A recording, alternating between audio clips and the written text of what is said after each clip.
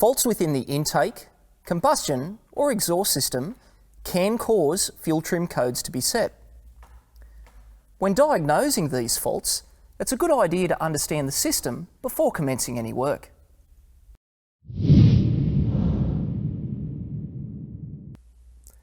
The Engine Control Module, or ECM, controls a closed-loop air-fuel metering system in order to provide the best possible combination of drivability, fuel economy and emission control.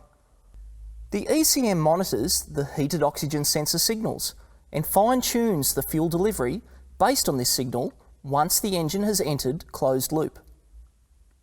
Any change made to the fuel delivery system affects the long and short-term fuel trim values. The short-term fuel trim values change rapidly in response to the oxygen sensor signal voltages. This video will cover P0172 System 2 Rich Bank 1 and P0175 System 2 Rich Bank 2. On this vehicle, the code or codes will only be set once the vehicle has completed the drive cycle applicable to the DTC and the fault has occurred for longer than the programmed period of time.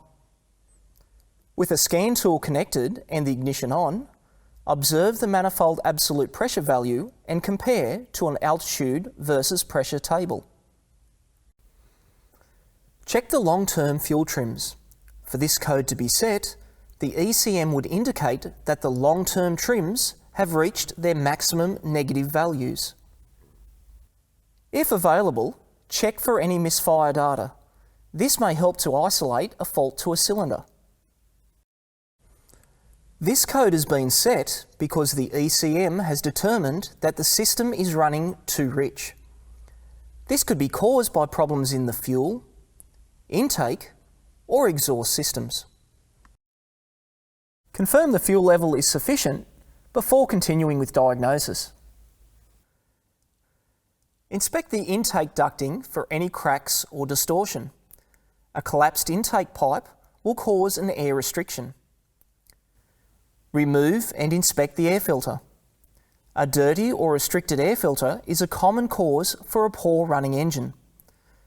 Some oiled type air filters may also cause problems. Inspect the EVAP or evaporative emission system for any damage or leaks. An EVAP solenoid stuck open will allow hydrocarbon vapour to be drawn directly into the intake manifold. Using a scan tool, operate the valve with a Mighty-Vac attached.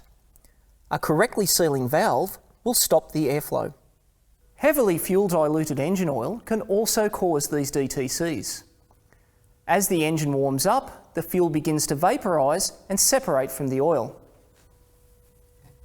The PCV system then allows this vapour to enter the intake manifold, causing a rich mixture.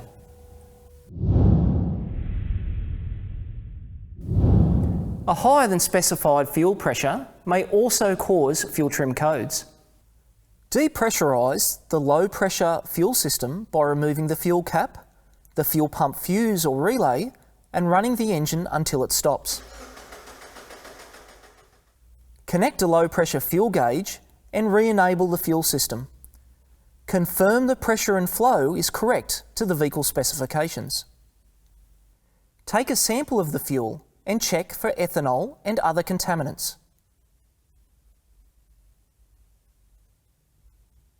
If the vehicle has gasoline direct injection, the system may log high pressure fault codes as well as fuel trim fault codes.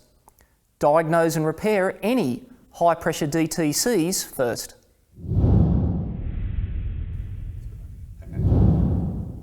Let's raise the vehicle and inspect the exhaust system.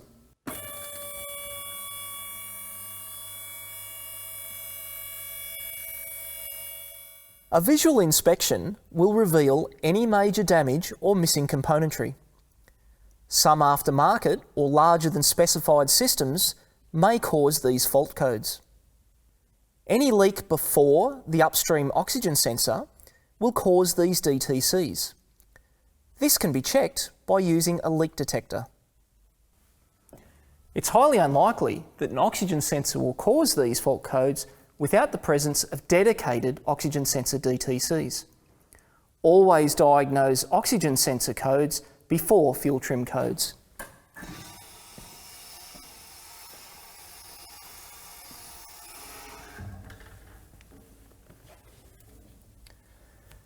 Any fault in the ignition system that results in poor or no spark will cause a rich mixture. Using an appropriate tester, confirm the ignition coil can supply the specified voltage to the lead or plug. Inspect the leads and plugs for any faults or damage that may cause a misfire. In modern vehicles, any electrical fault associated with the ignition system will set a DTC. Always diagnose these before any fuel trim codes.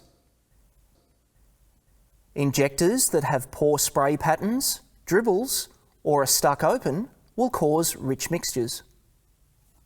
To inspect the fuel injectors, they will need to be removed and bench tested. Cleaning or replacement may be required.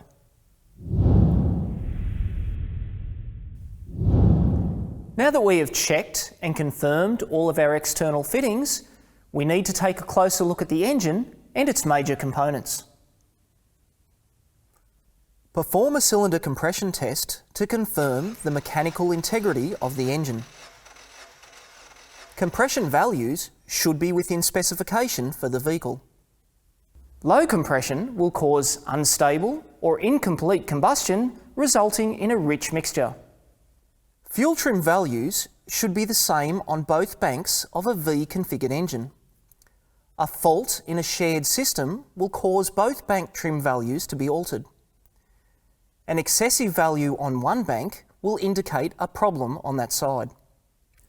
Once all faults have been found and corrected, perform a fuel trim reset with a scan tool and clear fault codes. Perform the appropriate drive cycle for the DTC and retest the system. Confirm that the fuel trim values are now within the manufacturer's specifications. That's how we diagnose fuel system to rich fault codes. Remember that these fault codes can be set by intake, combustion, or exhaust problems. Understanding the system operation will ensure that you diagnose correctly, saving both time and money. Thanks for watching. See you next time.